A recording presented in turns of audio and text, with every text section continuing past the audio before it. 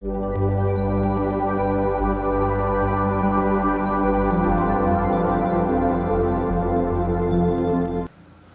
Everyone, welcome back to my channel. Class 12 physics में एक बार फिर से आपका स्वागत है। आजकल हम क्लास 12 फिजिक्स का सेकंड चैप्टर कर रहे हैं जिसका नाम है विद्युत विभव तथा धारिता। इसके पहले लेक्चर में हमने आप लोगों को संधारित्र के बारे में बताया है। अब आज हम पढ़ेंगे संधारित्र के प्रकार। हमारे सिलेबस में संधारित्र जो है वो केवल समांतर प्लेट ही संधारित्र है, पर हम आप लोगों को और भी तरह के संधारित्र पढ़ाएंगे। तो जिस बोर्ड के स्टूडेंट्स के पास केवल समांतर प्लेट संधारित्र होगा वो केवल समांतर प्लेट संधारित्र को ही पढ़ेंगे, बाकी चीज़ों को स्किप कर देंगे। और जिनके लिए समांतर प्लेट संधारित्र के अलावा भी जैसे गोलीय संधारित्र भी है तो वो हमारे गोलीय संधारित्र के लेक्चर को भी देखते रहेंगे। तो आज हम संधारित्र के प्रकार में पहला अपना टाइप पढ़ेंगे, समांतर पट्टिका या प्लेट संधारित्र। ठीक है, तो सबसे पहले यहाँ पर आप लोगों को ये बता दें एक बार कि संधारित्र क्या होता है। हमने पिछले लेक्चर में बिल्कुल अच्छे से एक्सप्लेन किया है। एक बार फिर से मैं रिकॉल कर दूं कि संधारित्र एक ऐसी युक्ति है जिसके आकार और आकृति में परिवर्तन किए बिना हम उसकी धारिता बढ़ा सकते हैं, अर्थात उसमें और आवेशों की मात्रा संचित कर सकते हैं। ये था हमारा संधारित्र का कॉन्सेप्ट। और अब मैं शुरू करूंगा समांतर प्लेट संधारित्र क्या होता है और इसकी धारिता हम कैसे कैलकुलेट करते हैं। तो चलिए शुरू करते हैं। सबसे पहले यहाँ पर समांतर प्लेट है तो यहाँ पर हम दो प्लेटें लेंगे, दो समांतर प्लेट लेंगे। एक प्लेट यह है मान लीजिए, ठीक है, और ये हमारी फर्स्ट प्लेट है और यहाँ पर हम दूसरा प्लेट बनाएंगे इस तरह से। ठीक है, ये सेकंड प्लेट है।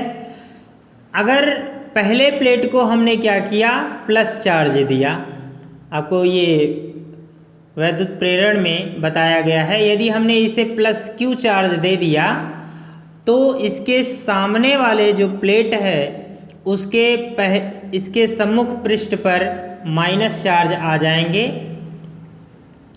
ठीक है, अब देखिए इसे प्लस चार्ज हमने किसी वैद्युत स्रोत से दिया होगा निश्चित रूप से। तो यहाँ पर हमने किसी वैद्युत स्रोत चाहे बैटरी वगैरह किसी से हमने क्या किया, इसे प्लस चार्ज दे दिया। और इसे हमने प्लस चार्ज दिया है और इस प्लेट को जब हम इसके समीप ले आएंगे, समीप ले आ रहे हैं, ये प्लेटें बहुत दूर नहीं हैं, बिल्कुल बहुत समीप हैं, ऐसे पास में रखी हुई हैं। ठीक है, इस तरह से आप समझिए, एक प्लेट ये है, एक प्लेट ये दोनों ऐसे ही रखी हुई हैं। यहाँ पर ऐसा कुछ दिख रहा है, आपकी मर्जी है, थोड़ा सा इसे टेढ़ा कर लीजिए ताकि आपको समझ में आ जाए कि ऐसे ही प्लेट होगा। इस तरह से इसे भी हम कर ले रहे हैं। ये समांतर प्लेट है। अब क्या होगा, इसके दूसरे सिरे पर प्लस चार्ज आएगा। ठीक है, क्या होगा, प्लस चार्ज आए तोगा, लेकिन इसे हम क्या करते हैं, पृथ्वी से जब कनेक्ट कर देते हैं, अर्थ से जब हम इसे कनेक्ट करते हैं तो ये सारे जो प्लस चार्ज हैं वो क्या होंगे, पृथ्वी में चले जाएंगे, क्योंकि पृथ्वी सभी आवेशों को क्या करेगी, अपने अंदर खत्म कर देगी। कैसे, क्योंकि पृथ्वी के अंदर ढेर सारे चार्ज होंगे, माइनस चार्ज होंगे, और इससे कनेक्ट करते ही सारे प्लस क्या होते हैं, गायब हो जाएंगे, मतलब निरावेशित हो जाएंगे यह सिरा।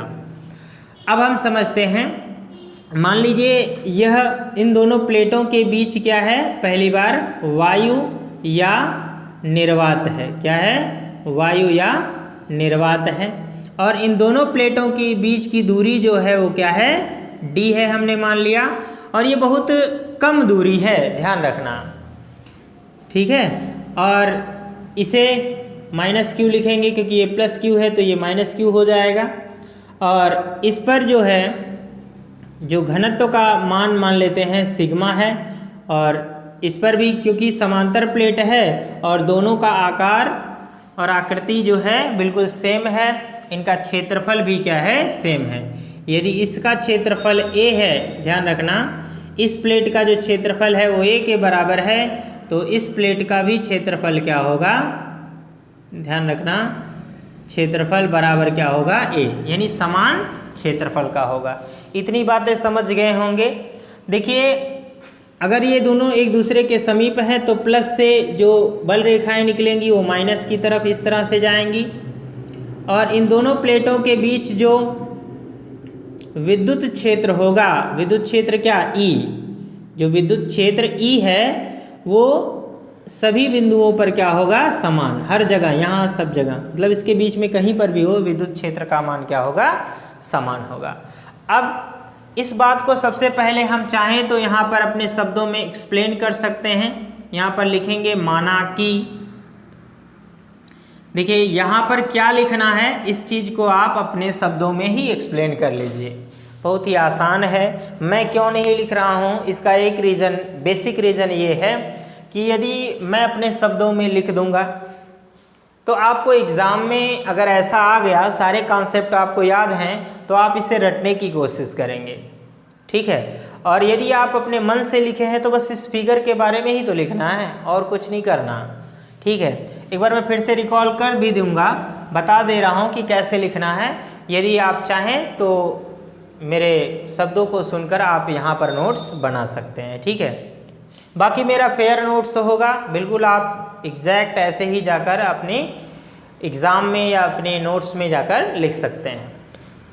तो देखिए यहाँ पर क्या लिखना है, माना कि दो समांतर प्लेटें हैं जिनका क्षेत्रफल क्या है, a है। पहली प्लेट को प्लस q आवेश दिया जाता है, प्रेरण के कारण दूसरी प्लेट पर माइनस q चार्ज आ जाते हैं। इन दोनों प्लेटों के बीच की दूरी क्या है, d है, तथा इनका घनत्व तो क्या है, ध्यान रखना ये पहली प्लेट का घनत्व तो क्या है, प्लस सिग्मा है, और इसका घनत्व तो क्या हो जाएगा, माइनस सिग्मा, ऐसे आप लिख सकते हैं, ठीक है। यहाँ पर विपरीत है लेकिन इसका जो परिमाण है वो सेम रहेगा, ठीक है। तो घनत्व तो क्या है, सिग्मा है, इतना आप लिख लेंगे, बहुत ही आसान है, कोई दिक्कत नहीं। और प्लेटों के मध्य प्रत्येक बिंदु पर विद्युत क्षेत्र की तीव्रता यानी विद्युत क्षेत्र जो है वो समान होगा, ये भी आपको लिखना है। उम्मीद है सभी को समझ में आ गया होगा। अब यहाँ पर लिखेंगे प्लेटों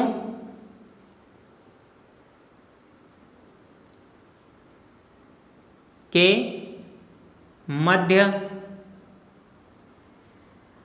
विद्युत धारिता। तो विद्युत धारिता क्या हो जाएगा, चूंकि हमको पता है विद्युत धारिता C बराबर होता है Q/V। आप इसे इक्वेशन नंबर फर्स्ट मान कर रखिएगा। देखिए हमने धारिता निकालनी है यहाँ पर, और ये हमने चार्ज Q दिया है। जब हम चार्ज दिए हैं Q तो हमें पता ही होगा हमने कितना चार्ज दिया है। फर्क सिर्फ इतना है, हमें ये जानना होगा कि विभव क्या होगा, क्या होगा, विभव की गणना करनी होगी। यदि विभव पता चल जाए तो हमें सारी वैल्यूज पता हो जाएंगी। अब देखिए विभव कैसे ज्ञात करेंगे। देखो विभव को ज्ञात करने का मैं तरीका यहाँ बता दे रहा हूँ। सबसे पहले यहाँ पर विभव ज्ञात करेंगे, और विभव का फार्मूला हमको पता है कि V बराबर क्या होता है, E इंटू, है ना, D। E इंटू क्या होता है, D। हम जान, ऐसा ये कैसे समझ में आ गया। विभव को क्या कहते हैं, कार्य, और कार्य बराबर होता है बल गुणित विस्थापन, ठीक है। तो हम ये समझते हैं कि जो कार्य है यही विभव होता है, और बल को विद्युत क्षेत्र कह सकते हैं, विस्थापन तो D हो जाएगा। तो V बराबर क्या करेंगे, E इंटू D लिखेंगे, और E का वैल्यू यहाँ से निकाल कर हम इस समीकरण में रखेंगे तो V का वैल्यू पता चल जाएगा, और जब V का वैल्यू पता चलेगा तो इस समीकरण में हम लिख सकते हैं। ये होगा हमारा तरीका इसे सॉल्व करने का। तो आइए अब शुरू करते हैं, इसे हम मिटा देंगे। तो सबसे पहले देखिए इसके किसी बिंदु पर विद्युत क्षेत्र निकालेंगे, ठीक है। यहाँ पर लिखिएगा प्लेटों के मध्य, प्लेटों, या ऐसे लिखें दोनों प्लेटों के मध्य विद्युत क्षेत्र, विद्युत क्षेत्र क्या होगा, E इज इक्वल टू, ध्यान दीजिएगा यहाँ पर किसी बिंदु को हम ले लें, यहाँ पर अगर इसे पहले समझते हैं कि कैसे यहाँ पर हम सॉल्व करेंगे। मान लीजिए इसके बीच में कोई बिंदु क्या है, P है, बिंदु क्या है P, ये बिंदु हमने P ले लिया और इस P बिंदु पर हम क्या कर रहे हैं, विद्युत क्षेत्र निकालेंगे। देखिए प्लस के कारण जो विद्युत क्षेत्र की दिशा होगी वो इधर होगी, ठीक है, और इस माइनस के कारण भी विद्युत क्षेत्र की दिशा क्या होगी, इधर होगी, ठीक है, इधर की ही ओर होगी। तो दोनों जो क्षेत्र हैं, विद्युत क्षेत्र हैं, वो आपस में क्या हो जाएंगे, जुड़ जाएंगे। आप पूछ सकते हैं कि सर जी क्या ऐसा होगा कि इसके मध्य ही विद्युत क्षेत्र होगा, इसके बाहर नहीं होगा? बिल्कुल होगा बेटा, होगा, क्यों नहीं, इधर भी विद्युत क्षेत्र होगा, बट एक कंडीशन है कि यहाँ पर ये जो प्लेटें हैं वो समान घनत्व और समान आकृति की हैं, तो इससे इस प्लस के कारण विद्युत क्षेत्र की दिशा ये होगी और इस माइनस के कारण विद्युत क्षेत्र की दिशा इधर की ओर होगी, ठीक है। और दोनों का ही मान क्या है, ये पॉजिटिव के कारण है, निगेटिव के कारण है, तो इसका जो रिजल्टेंट होगा, ये दोनों समान है, इसलिए यहाँ पर क्या हो जाएगा, ई रिजल्टेंट इज 0 हो जाएगा। इस साइड की बात करें तो प्लस के कारण क्या होगा, इस साइड में होगा E प्लस और इस साइड में क्या होगा, माइनस का हो जाएगा E माइनस, ठीक है। तो E रिजल्टेंट क्या हो जाएगा, इसका भी 0 हो जाएगा, इसलिए प्लेटों के बाहर जो विद्युत क्षेत्र है वो क्या है, 0 होगा, तो इसकी हम गणना यहाँ पर नहीं करेंगे। ऐसा एक्सप्लेनेशन आप दे भी सकते हैं, ठीक। अब यहाँ पर देखेंगे हम कैसे ज्ञात करेंगे। सबसे पहले यहाँ पर समझना, इस बात को एक बार हम मिटा दे रहे हैं थोड़ा सा। यहाँ पर हम जानते हैं, इससे पहले हमने एक लेक्चर में आप लोगों को बताया है कि अनंत लंबाई के समतल चादर के कारण किसी बिंदु पर विद्युत क्षेत्र की गणना हमने आप लोगों को समझाया था। तो वो वाला लेक्चर यदि आपने देख लिया है तो कोई बात नहीं, आपको याद होना चाहिए। यदि नहीं देखा तो आप जाकर वीडियो के हमारे इस चैनल के अंदर ही आप उस लेक्चर को देख सकते हैं, ठीक है। तो यहाँ पर हम लिखेंगे, सबसे पहले लिखिएगा समतल, समतल, चूंकि समतल चादर के कारण विद्युत क्षेत्र, हम जानते हैं कि E बराबर क्या होता है, सिग्मा अपान 2 एप्सिलॉन, ठीक है। सिग्मा अपान क्या होता है, 2 एप्सिलॉन होता है, जहाँ सिग्मा क्या है, आवेश पृष्ठीय घनत्व हो जाएगा, ये चीज़ जान लेंगे। अब यहाँ पर देखिए, यहाँ पर 2 तरह के विद्युत क्षेत्र बने हुए हैं, अतः P पर परिणामी विद्युत क्षेत्र, परिणामी विद्युत क्षेत्र देखेंगे तो यहाँ पर क्या हो जाएगा, E resultant is equal to, या आप केवल E लिखिए तो भी कोई प्रॉब्लम नहीं है, तो E रिजल्टेंट और यहाँ पर हो जाएगा E प्लस, प्लस के कारण, या ऐसा लिखें EP इज इक्वल टू क्या हो जाएगा, E प्लस, और साथ में दोनों एक ही दिशा में है इसलिए E माइनस के कारण लिख लेंगे, और दोनों का ही मान क्या होगा, ये परिमाण है ना, यहाँ पर अगर लिखेंगे तो EP इज इक्वल टू हो जाएगा, यहाँ पर लिखेंगे सिग्मा अपान 2 एप्सिलॉन 0, और प्लस इस माइनस के कारण भी क्या होगा, सिग्मा अपान 2 एप्सिलॉन 0। तो यहाँ पर मैं लिख सकता हूँ EP इज इक्वल टू, यहाँ पर हो जाएगा, देखिए हर समान है तो यहाँ पर लिख लेंगे 2 एप्सिलॉन, नीचे हो जाएगा, और यहाँ पर क्या हो जाएगा, ऊपर जोड़ लेंगे, सिग्मा सिग्मा मिलकर क्या हो जाएगा, 2 सिग्मा हो जाएगा। इतना कर लिया, 2 से 2 कैंसिल हो गया, तो विद्युत क्षेत्र EP बराबर क्या हो जाएगा, सिग्मा अपान क्या लिख लेंगे, एप्सिलॉन 0। तो ये आपको याद रखना है, इसे आप रिलेशन नंबर 2 भी मान सकते हैं। अब हमें विद्युत क्षेत्र पता चल गया है, अब हमने क्या बताया था, विद्युत क्षेत्र के बाद विभव की गणना करेंगे, है ना। तो विभव निकालेंगे और विभव का मान को इस समीकरण फर्स्ट में लाकर रख देंगे। तो यहाँ पर लिखिएगा, अब दोनों प्लेटों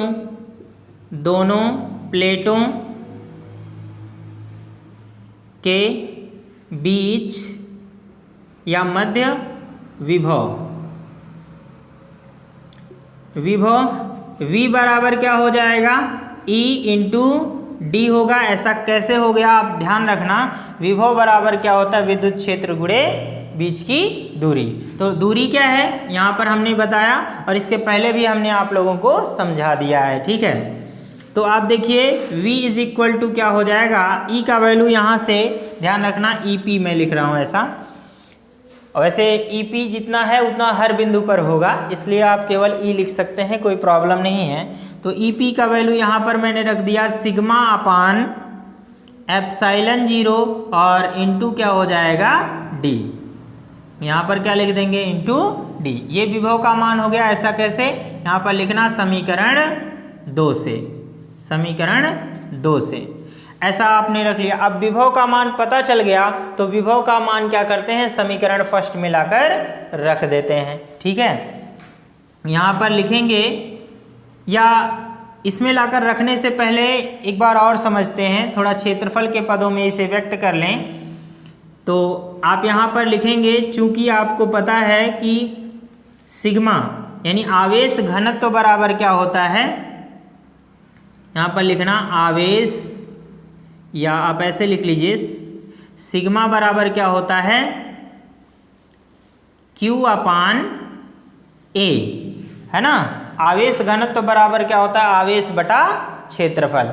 यहाँ पर ये सूत्र आप लिख लीजिएगा, आवेश घनत्व बराबर होता है आवेश बटा क्या होता है, क्षेत्रफल। ध्यान रखना, हमने आप लोगों को सतत आवेश वितरण में ये फॉर्मूले आप लोगों को समझाए थे।